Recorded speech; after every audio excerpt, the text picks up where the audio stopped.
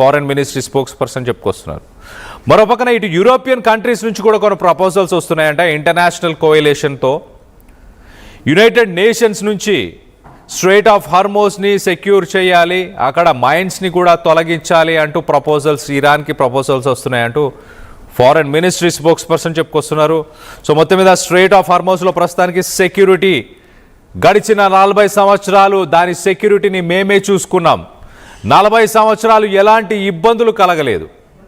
40 సంవత్సరాలు ships, commercial ships, oil tankers ఇవన్నీ కూడా అక్కడి నుంచి వెళ్ళడానికి వీలుగా ఉంది. ఎలాంటి సెక్యూరిటీ ఇష్యూస్ రాలేదు. కానీ గడిచిన 40 రోజుల్లో సెక్యూరిటీ ఇష్యూస్ వస్తున్నాయి. ఎందుకు? అది అమెరికా అలాగే ఇజ్రాయెల్, ఈ జైనిస్ట్ వాళ్ళు ఇంపోజ్ చేసిన ఈ యుద్ధం వల్లనే ఇప్పుడు స్ట్రెయిట్ ఆఫ్ హార్మోస్కి ఆ ప్రాబ్లమ్స్ వస్తున్నాయి. కానీ 40 సంవత్సరాల నుంచి ఎలాంటి ప్రాబ్లమ్స్ లేకుండా మేము చూసుకున్నాం, దాని సెక్యూరిటీని మేము చూసుకున్నాం అంటూ ఇటు Iranian foreign ministry spokes person ఒక స్టేట్మెంట్ ఇస్తున్నాడు. మరో పక్కన బగాయ్ చాలా క్లియర్గా ఇరాన్ ఒక కోస్టల్ స్టేట్, అలాగే ఈ రీజనల్గా ఉన్న కంట్రీస్, గల్ఫ్ దేశాలన్నీ కూడా కలిసి ఖచ్చితంగా స్ట్రెయిట్ ఆఫ్ హార్మోస్కి మేము సెక్యూరిటీ ప్రొవైడ్ చేయడానికి రెడీగా ఉన్నాం. అమెరికా దూకుడుని తగ్గించుకొని అమెరికా తను యుద్ధానికి ఏదైతే పాల్పడుతుందో, మా దేశంలో ఏదైతే ఇంటర్ఫీర్ అవుతుందో ఇంటర్నల్ విషయాల్లో, వాటన్నిటిని కనుక ఎండ్ చేస్తే మేము అమెరికా ఇటు ఇరాన్తో పాటు గల్ఫ్ కంట్రీస్ అన్నీ కూడా స్ట్రెయిట్ ఆఫ్ హార్మోస్ని సెక్యూర్ చేస్తాయి కదా అంటూ ఇటు ఇరాన్కి సంబంధించిన ఫారెన్ మినిస్టర్ ఒక స్టేట్మెంట్ ఇచ్చే ప్రయత్నం చేస్తున్నాడు.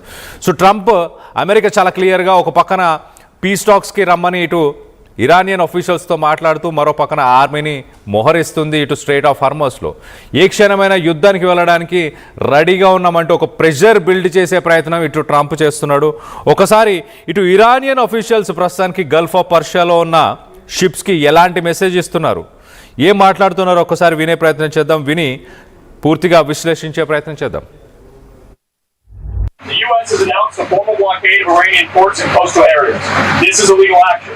All vessels are advised to immediately return to port if leaving and discontinue transit to Iran if that is your next port of call.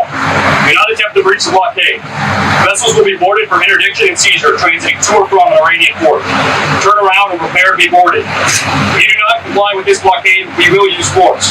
The whole of the United States Navy is ready to force compliance.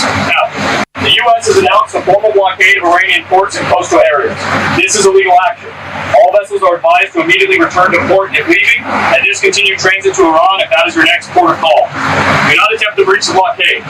Vessels will be boarded for interdiction and seizure transiting to or from an Iranian port. Turn around and prepare to be boarded. If you do not comply with this blockade, we will use force. The whole of the United States Navy is ready to force compliance.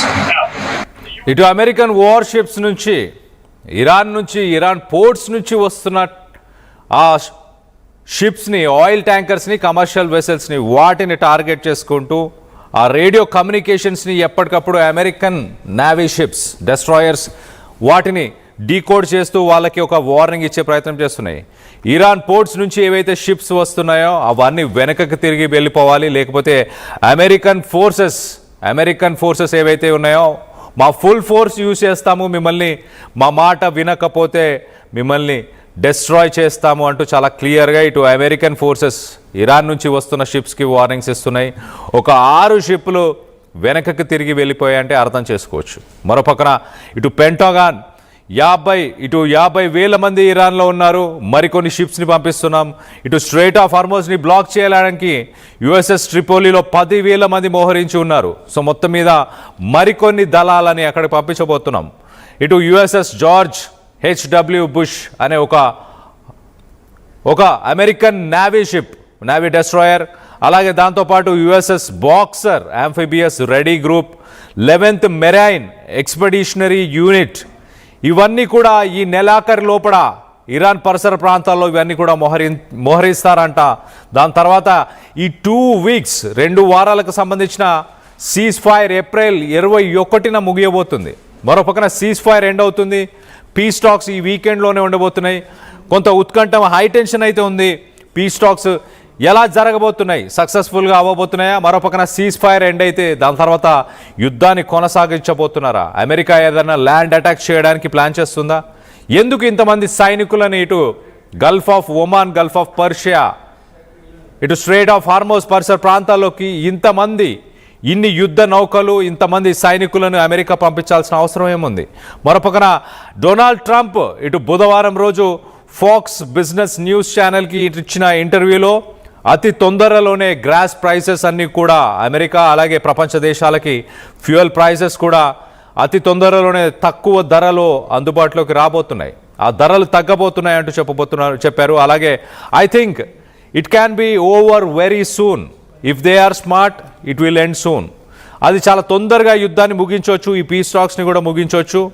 వాళ్ళు smart అయితే కనుక ఖచ్చితంగా ఇది తొందరగానే end అవుతుంది అంటూ Iranian ఆఫీషియల్స్ని, Iranian గవర్నమెంట్ని ఉద్దేశించి ఆయన మాట్లాడుతున్నారు ఒక ఇంటర్వ్యూలో. మరోపక్కన ఇరాన్కి సంబంధించిన పోర్ట్స్ అన్నిటిని కూడా పీస్ టాక్స్ అయిపోయిన తర్వాత ఆ పోర్ట్స్ అన్నిటిని కూడా బ్లాక్ చేశారు ఇరాన్ ప్రభుత్వం. ఇరాన్కి సంబంధించిన ఆఫీషియల్స్ సీజ్ ఫైర్కి ఇది ఒక వయలేషన్, మా దగ్గరికి వచ్చి వెళ్ళే షిప్స్ని బ్లాక్ చేయడం ఒక వయలేషన్ అంటూ చెప్పుకొచ్చే ప్రయత్నం చేస్తున్నారు.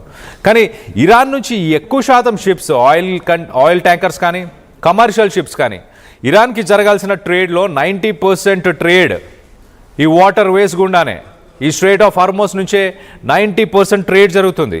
ఆ 90% ట్రేడ్లో ఇటు 70 నుంచి 80% ఇరాన్కి రావాల్సిన ఇన్కమ్ అంతా కూడా ఈ వాటర్ ట్రేడ్ నుంచే. మరి ముఖ్యంగా పెట్రోలియం అలాగే పెట్రోకెమికల్స్, ఆయిల్ ఇలాంటి వాటి నుంచే ఇరాన్కి ఎక్కువ శాతం ట్రేడ్ వస్తుంది. ఆ ట్రేడ్ని అడ్డుకునే ప్రయత్నం చేస్తే సీజ్ ఫైర్ ఉల్లంఘన చేస్తున్నారు అమెరికా అంటూ ఇరాన్ ఒక మాట చెప్పే ప్రయత్నం చేసింది. ఇదే గనక కంటిన్యూ అయితే గనక ఇటు పర్షియన్ గల్ఫ్ అలాగే సీ ఆఫ్ ఒమాన్ అలాగే రెడ్ సీ ఈ పరిసర ప్రాంతాల్లో ఖచ్చితంగా అక్కడ వాటిని కూడా బ్లాక్ చేస్తామంటున్నారు. అంటే సూయిజ్ కెనాల్ నుంచి ఇటు యూరోపియన్ కంట్రీస్ నుంచి రావాల్సిన షిప్స్, యూరోపియన్ కంట్రీస్ నుంచి సూయిజ్ కెనాల్ ద్వారా ఇటు ఈస్టర్న్ కంట్రీస్కి చేరుకోవాల్సిన షిప్స్ అన్నిటి కూడా ప్రస్తుతానికి బ్లాకేడ్ పెడతామంటూ ఇటు హౌతీస్ నుంచి ఇరాన్ ఒక వార్నింగ్ ఇప్పించే ప్రయత్నం చేసింది. ప్రస్తుతానికి రెడ్ సీ నుంచి రావాల్సిన షిప్స్ అన్ని కూడా కేప్ ఆఫ్ ఇటు ఆఫ్రికా పరిసర ప్రాంతాల నుంచి చుట్టుగా తిరిగి రావాల్సిన పరిస్థితులు నెలకొని ఉన్నాయి. అంటే ఒక 14 days